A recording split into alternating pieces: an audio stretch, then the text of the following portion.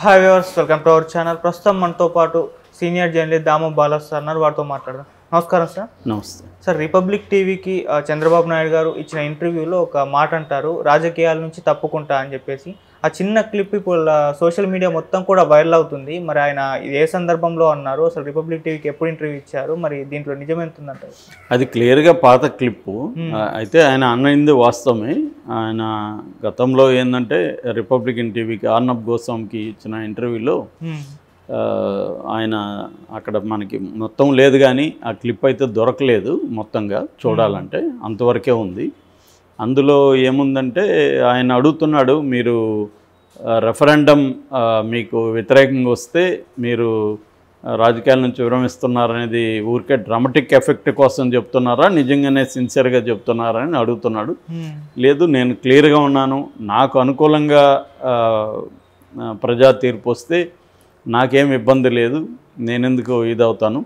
కానీ నా వైసీపీ ఇదే కరెక్టు, వైసీపీ అనేది కానీ వైసీపీ అభిప్రాయాన్ని సపోర్ట్ చేస్తే జనం, నేను ఖచ్చితంగా రాజకీయాల నుంచి తప్పుకుంటాను అనేది క్లియర్గా అన్నాడు. అయితే దీన్ని ఎందుకు ఇప్పుడు వైసీపీ వాళ్ళు ఇది వచ్చి వైసీపీ అఫీషియల్ ట్విట్టర్ అదే ఎక్స్ హ్యాండిల్లో పెట్టారనమాట. దాంతో వైసీపీ వాళ్ళందరూ వైరల్ చేస్తున్నారు. అది ఇంకా తటస్థ మీడియా కూడా దీంట్లో కొంత సెన్సేషన్ ఉందన్నట్టుగా, చంద్రబాబు రాజకీయాలను తప్పుకుంటున్నాడు అన్నట్టుగా టైటిల్స్ పెట్టి చేస్తున్నారు. నిజానికి ఆయన రాజకీయాల నుంచి తప్పుకుంటాననేది ఆ కాంటెక్స్ట్ని మనం దృష్టిలో పెట్టుకొని చూడాలి. ఆయన ఏమన్నా అంటే, నేను ఇంత పోరాడుతున్నాను ప్రజల కోసం, ఇంత చేస్తున్నాను, ఇంత ఎక్స్పీరియన్స్ ఉంది నాకు, సో ఇలాంటి ఇది కూడా ఇప్పటికి కూడా జనంలో మార్పు రాకుండా మళ్ళీ వైసీపీనే సపోర్ట్ చేస్తే నేను రాజకీయాల నుంచి తప్పుకుంటాను అనేది ఆయన మాట్లాడిన కాంటెక్స్ట్. రెండవది, ఆయన దీంట్లో మాట్లాడిందే కాదు, 2022లో కర్నూలులో సభ జరిగినప్పుడు కూడా ఆయన ఓపెన్గానే ఇవే నాకు చివరి ఎన్నికలు, ఈసారి నేను ఓడిపోతే రాజకీయాల్లో ఉండననేది అప్పుడు కూడా ఆయన చెప్పాడు. కొత్త ఏం కాదు ఆయన. కాకపోతే దాని తర్వాత ఆయన మీద విమర్శలు వచ్చాయి, చేతులు ఎత్తేసాడు చంద్రబాబు అది ఇదని. దాంతో ఆయన ఆ విషయాన్ని మళ్ళీ చెప్పలేదు, చివరి ఎన్నికలు అనేది ఆయన మళ్ళీ ప్రకటించలేదు. కానీ ఇంకా దాన్ని పట్టుకొని అందరూ కూడా చంద్రబాబుకి ఇదే చివరి ఎన్నికలు, తర్వాత వీక్ అయిపోతాడు అది ఇదని చెప్తున్నారు. అట్లా అనుకుంటే మోడీ కూడా ఈయన ఏజే మోడీకి కూడా ఆల్మోస్ట్. మరి మోడీ యాక్టివ్గా లేడా? 80 ఏళ్ళు దాటినాక కూడా యాక్టివ్గా ఉన్న పొలిటీషియన్స్ చాలామంది ఉన్నారు, శరద్ పవార్ ఫర్ ఎగ్జాంపుల్. కాబట్టి ఆయన రెండోది, ఆయన చాలా హెల్తీగా ఉన్నారు. అప్పుడేదో జైల్లో బెయిల్ కోసం హెల్త్ బాగాలేదని చెప్పారు, కానీ ఆయన నిజానికి ఫిట్గా ఉన్నారు. ఆయన నేను గతంలో కూడా చెప్పిన very highly disciplined life style ఉంటుంది ఆయన. ఫుడ్ కూడా ఏ టెంపరేచర్లో ఎంతసేపు వెయిట్ చేయాలి అనేది ఒక సిస్టమేటిక్గా ఒక డైటీషియన్ ఆధ్వర్యంలో జరుగుతుంది ఆయనకి. సిస్టమేటిక్గా ఆయన ఫుడ్ కానీ యోగా చేయడం కానీ ఇవన్నీ చాలా పాటిస్తారు. ధ్యానం, మెడిటేషన్ కానీ ఇవన్నీ. అందుకని ఆయన బాగా యాక్టివ్గా ఉన్నారు యాక్చువల్గా. సో కాబట్టి ఆయన ఇంకొక 5 ఏళ్ళు తర్వాత వీక్ అయిపోతాడు అనేది కూడా అబద్ధం. ఇవాళ నిన్ననే నేను ఒక రిపోర్ట్ చదివాను, వరల్డ్ వైడ్గా ట్రెండ్ మారింది. 80 ఇయర్స్ వచ్చిన తర్వాతే ఓల్డ్ మ్యాన్ అనాలి అనేది కూడా అంటున్నారు సైంటిస్టులు. 80 ఇయర్ వరకు కూడా ఓల్డ్ అనకూడదని. సో ప్రపంచవ్యాప్తంగా ఇప్పుడు అది మారింది. గతంలో ముసలివాళ్ళ పట్ల ఉన్న అభిప్రాయానికి ఇవాళ ఉన్న అభిప్రాయానికి మారింది. గతంలో 50 ఏళ్ళు ఉంటేనే పెద్ద ఆయన అనేవాళ్ళు, ఇవాళ 50 ఏళ్ళు అంటే ఎవ్రీబడి యంగ్ అనమాట. సో కాబట్టి మనం చూస్తున్నాం ఇప్పుడు చిరంజీవి కానీ కమల్ హాసన్ లాంటి వాళ్ళు కానీ వెరీ యాక్టివ్గా ఉన్నారు, 65 అట్లా వచ్చి. కాబట్టి ఆయనకి ఏదో నెక్స్ట్ 5 ఏళ్లలో కూడా ఆయన ఏజ్ అయిపోతుంది అనేది కూడా అబద్ధం. రెండోది, ఆయన మెంటలీ వెరీ స్ట్రాంగ్ ఫిజికలీ కంటే కూడా. కాబట్టి ఆయన నాకు తెలిసి పోరాడుతూనే ఉంటారు, ఆయన ఏమి రాజకీయాల నుంచి వెళ్ళరు. ఒక్కో కాంటెక్స్లో అలా చెప్పడం అంటే, మీరు నన్ను గెలిపించకపోతే నేను ఇంక రాను, వేస్ట్ కదా ఇంత చెప్పి కూడా అనే ఒక కాంటెక్స్లో మాట్లాడతారు.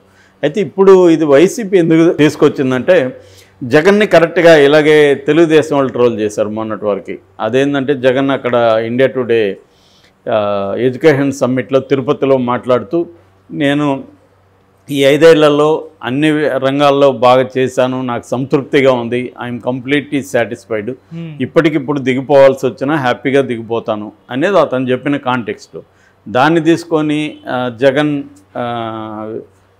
ఆల్రెడీ ఓటమి తెలిసిపోయింది, నిర్వేదం వ్యక్తం చేస్తున్నాడు, నేను ఇప్పటికైనా హ్యాపీగా దిగిపోతాను అంటున్నాడు, చేతులు ఎత్తేసాడు, ఇలాగా తెలుగుదేశం వాళ్ళు పెట్టారు.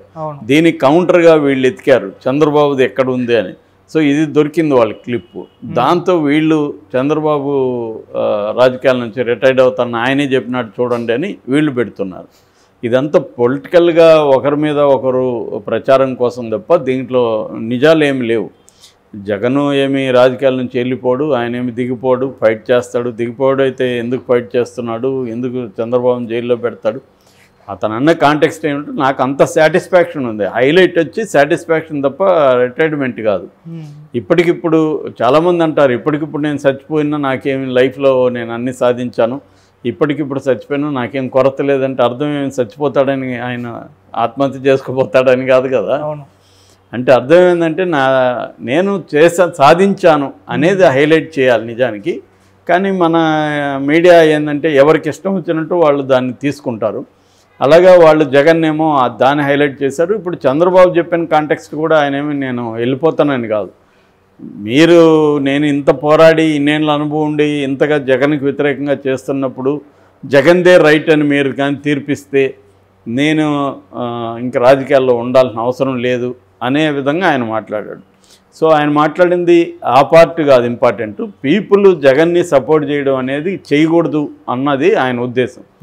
దానికి ఇంపార్టెన్స్ ఇవ్వాలి తప్ప ఆయన ఏదో వెళ్ళిపోతాడని కాదు. రెండోది చాలామంది ఇప్పుడు మనం రామ్ గోపాల్ వర్మ నేను తెలుగు సినిమాలు తీనని అనేకసార్లు ప్రకటించాడు, మళ్ళీ తీస్తున్నాడు. కాబట్టి ఆ కాంటెక్స్ట్లో వాళ్ళు మాట్లాడే పద్ధతి మారుతుంది కాంటెక్స్ని బట్టి. సో ఆ కాంటెక్స్లో ఆయన అలా మాట్లాడు తప్ప ఆయనేమి రాజకీయాల నుంచి వెళ్ళాడు. రెండోది ఎఫెక్ట్ కోసం కూడా కర్నూలులో మాట్లాడింది కూడా ఎఫెక్ట్ కోసమే. నాకు ఇదే చివరి ఎన్నికలంటే మీరు ఆలోచించుకొని వేయండి, మళ్ళీ నేను మీకు దొరకను అన్న దీన్ని తెలియజేయడానికి ఆయన నాకు తెలిసి ఆయన కొనుగోపురు ఉన్నంత వరకు రాజకీయాలని చంద్రబాబు వదిలిపెట్టరు, ఫైట్ చేస్తుంటారు. ఆయన ఖచ్చితంగా ఫైటర్, ఆ విషయంలో మెచ్చుకోవాలి. సో ఎందుకంటే చాలా మంది కూడా యంగ్గా ఉండి కూడా ఆయనలాగా ఇన్ని గంటలు పనిచేయడం కానీ, ఇంత అగ్రెసివ్గా వెళ్ళడం కానీ, ఇప్పుడు కూడా కదలరా అగ్రెసివ్గా వెళ్తున్నాడు. సో ఇంత అగ్రెసివ్గా వెళ్తున్న వ్యక్తి రాజకీయాల నుంచి విరమిస్తాడంటే అది ఎవరు కూడా నమ్మే పరిస్థితి లేదు. సో కాబట్టి కాంటెక్స్ట్ని అవుట్ ఆఫ్ కాంటెక్స్ట్గా మాటలు తీసుకునే పరిస్థితి ఎప్పటి నుంచో ఉంది రాజకీయాల్లో. అలాగా ఆయనది ఆ చిన్న క్లిప్ని వాళ్ళు ఇప్పుడు వైరల్ చేస్తున్నారు. అంటే ఇప్పుడు ఏంటంటే ఇక్కడ ఎత్తుకు పై ఎత్తులు, ఒక పార్టీ ఒక ఎత్తు వేస్తే దానికి కౌంటర్గా ఇంకోటి వేస్తుంది. వీళ్ళు జగన్ని అనడం కూడా అంతే రాంగ్ కదా. సో దానికి ఆపోజిట్గా వాళ్ళు చంద్రబాబుని మావాడే కదా మేవాడు కూడా అన్నాడు చూడు ఇక్కడ అని చెప్పడం. సో చెప్పి ఇంకా ఈయన పని అయిపోయింది, రాజకీయాల్లో ఇంకా ఉండడు చంద్రబాబు అన్న ఒక ప్రచారాన్ని తీసుకురావడం. అంటే ముందు నుంచి కూడా వైసీపీ ఏంటంటే చంద్రబాబుకు వయసు అయిపోయింది, లోకేష్ ఏమో ఇంకా నాయకుడిగా పూర్తి స్థాయిలో ప్రిపేర్ అవ్వలేదు, కాబట్టి తెలుగుదేశం పని అయిపోయింది, కాబట్టి తెలుగుదేశానికి ఓటేస్తే మీరు ఆయనకి ఇప్పటికే ఏం మాట్లాడుతున్నాడో తెలియదు చంద్రబాబు, ఆయనకి ఏజ్ అయిపోయింది, కాబట్టి యంగ్గా ఉండి డైనమిక్గా ఉన్నాడు, జగన్కి ఓటేయండి అన్న ఒక నెరేటివ్ని వీళ్ళు తీసుకెళ్తున్నారు. నిజానికి ఇక్కడ ఏజ్ అనేది ఫ్యాక్టర్ కాదు, కానీ ఏజ్ని కూడా ఫ్యాక్టర్ని చేస్తూ తీసుకెళ్తున్నాడు. జైల్లో కొంతవరకు చంద్రబాబు జైలుకి వెళ్ళిన తర్వాత